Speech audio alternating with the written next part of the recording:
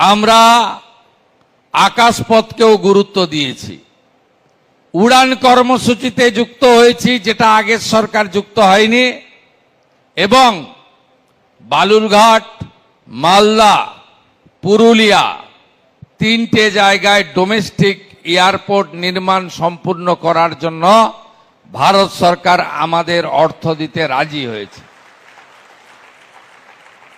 আমরা কল্যাণীতে 2000 একর জমি চিহ্নিত করেছি। নতুন গ্রিন ফিল্ড এয়ারপোর্ট তৈরি হতে চলেছে কল্যাণীতে। এর আগে যখন মন্ত্রী ছিলেন জ্যোতিরাদিত্য সিন্ধিয়া সিভিল এভিয়েশন, আগের মুখ্যমন্ত্রীকে চিঠি দিয়েছিলেন যে আপনারা আরেকটা কলকাতা এয়ারপোর্টে জমি দিন, আরেকটা এয়ারপোর্ট বানাবো। পত্রপাঠ লিখে দিয়েছে, আমি ভাঙড়ে জমি অধিগ্রহণ করতে পারবো না। কমজোর সরকার ছিল, দুর্বল সরকার ছিল, সেই জন্য এয়ারপোর্ট কলকাতা আন্তর্জাতিক মানের, ইন্টারন্যাশনাল ফ্লাইট যাতায়াত করে। ভারতবর্ষের দেশের সুরক্ষাতে কোনো কম্প্রোমাইজ নেই। লোকেশন এমন জায়গায়, সামনেই চিকেন নেক, বাংলাদেশ, নেপাল, ভুটান এবং চীনও খুব একটা দূরে নেই। এই রকম একটা এয়ারপোর্ট, কলকাতা এয়ারপোর্ট, নেতাজি সুভাষচন্দ্র বসু, সেখানে প্রেয়ারের জন্য দরজা খোলা ছিল। এয়ারপোর্টে যারা গেছেন, প্লেন যারা চড়েছেন,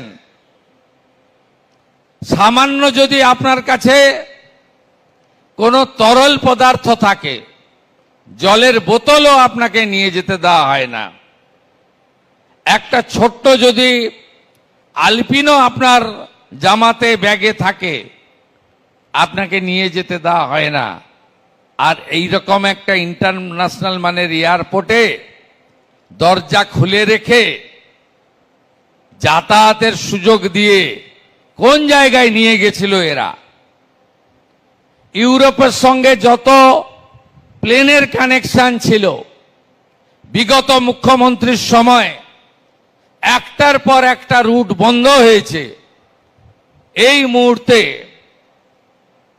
লন্ডন সহ কোথাও পশ্চিমবঙ্গের কলকাতার সঙ্গে কানেকশন নেই।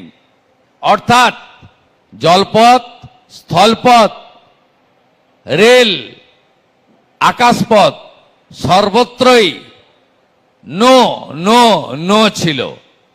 এবারে ইয়েস ইয়েস ইয়েস হবে।